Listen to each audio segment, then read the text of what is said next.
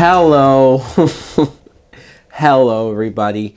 My name is Mike Brown, aka ReviewKingMB, and I'm trying to watch and review these 2016 films that I don't even want to say interested in, because this movie, it's like, really, were you really all that interested in it? But I was curious. Because when I saw this trailer, I could not believe my eyes. I could not believe that there was a studio that greenlit this movie, that there was actors, that there was directors, that the caliber of actors that decided to be in this movie. It seemed like an SNL sketch. But no, it's a real movie. I am talking about 9 Lives. This film is directed by Barry Sonnenfeld. Woo-hoo! The plot is we meet Kevin Spacey, who plays like the CEO of some company who they're one of the highest paid companies in the city.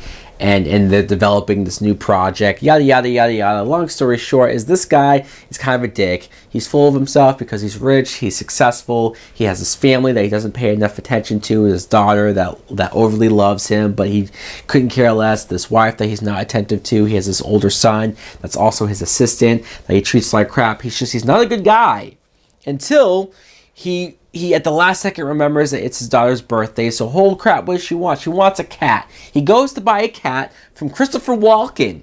And Christopher Walken knows the type of guy this is and knows how underappreciative he is of his life. So Christopher Walken somehow, some way, turns him into a cat. Wait a minute. I'm a cat! And so Kevin Spacey, his real body is in a coma. His spirit, or whatever the hell you want to call it, is put into this cat. And this cat spends days, weeks, however long it is, with the family. And Kevin Spacey, I guess, has to live as a cat in order to go back to his body. What the fuck? What in the blue hell did I just get done watching? I don't understand it. I don't know. How does this happen? I mean, I know that people love crazy cat videos online, on YouTube, or Vines, or GIFs, or all of this stuff of cats doing dumb shit, goofy shit, and they find it funny, and it gets a bunch of likes, and views, and shares, and clearly somebody at some studio, some high producer was like, wow, look at all these views that these cat videos get. Look at how much things likes Grumpy Cat has. Let's make a movie about a goofy cat. What? No. But we have to write a story around it. We have to do this and that. So let's get some writers from the Disney Channel. That's the level of writing this is. This movie even is shot. Somehow Barry Sonnenfeld was able to make a movie that looks like it's shot for the Disney Channel or for like ABC Family. That's not even ABC Family anymore. It's like Freeform or some bullshit. Kevin Spacey, first of all, is just a great actor, right? He's Oscar nominated. You can make a laundry list of how many great movies with great performances from this guy. And even he knows that this is some bullshit. I don't know how the studio got him to do this. I don't know. He must owe the biggest favor. He must have sold his soul to the devil years ago, and now he's come to collect. We're here.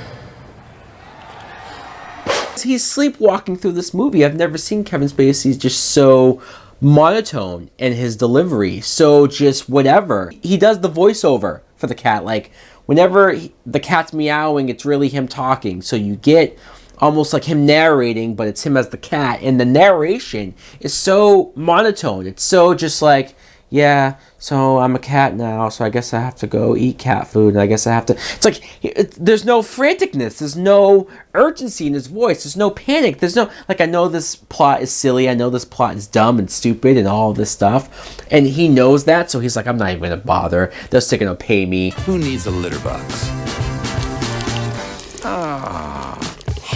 The cat is CGI for damn near half of the movie, and the budget is $30 million. $30 million for this piece of shit. And there's moments where the cat is CGI running around the walls and jumping around, and Jennifer Gardner is his wife.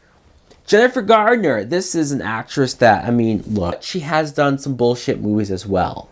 But this was even beneath her. This was like, there's a moment where she's chasing after the cat because the cat took her keys, and she's like crawling on her hands and knees after the cat. And I'm like, Jennifer Gardner, what the hell? Your husband is Ben Affleck. Your husband is Batman. You don't need to do this shit. I'm Batman. His daughter, Melina Westman, who I knew she looked familiar, and then I looked her up and realized that she not only played young Megan Fox, I mean young April O'Neil in the Teenage Mutant Ninja Turtles movie, but she also played young Supergirl in the current Supergirl TV show. So I've seen her in quite a few things. I like her as an actress. Even in this movie, she's very sweet and innocent, and like you really feel for her just being the daughter of this a-hole guy, but yet for some reason she still somehow, some way loves the hell out of him.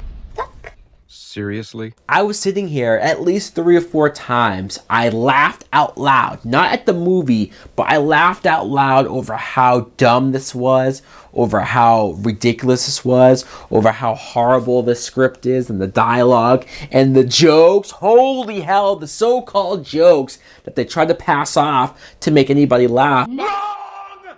Like Stockholm Syndrome, these fits of like, what am I watching?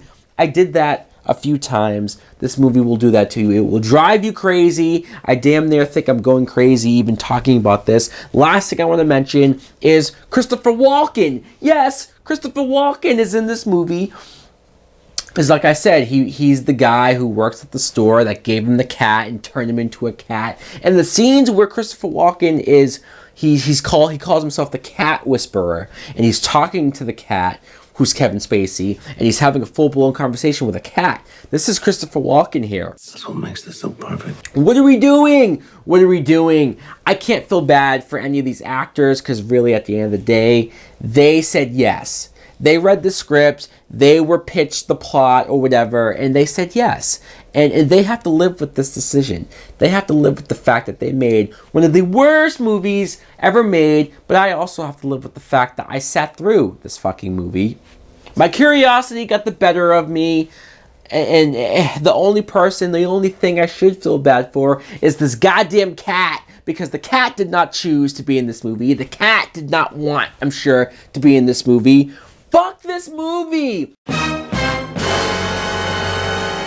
If you couldn't tell how I feel and how enraged I am right now over this movie existing on planet Earth, and how we should take every film reel, every last strip of anything that pertains to this movie, we should burn it, we should destroy it, so I don't have to look at it, so I don't have to think about it, so it's not in my brain anymore. Anyways, guys, let me know in the comments below, what did you think of this review? Because I know you didn't see this movie. I know that nobody was as dumb to see this movie as I was. Yes. Thanks for watching. Like, comment, subscribe. Later.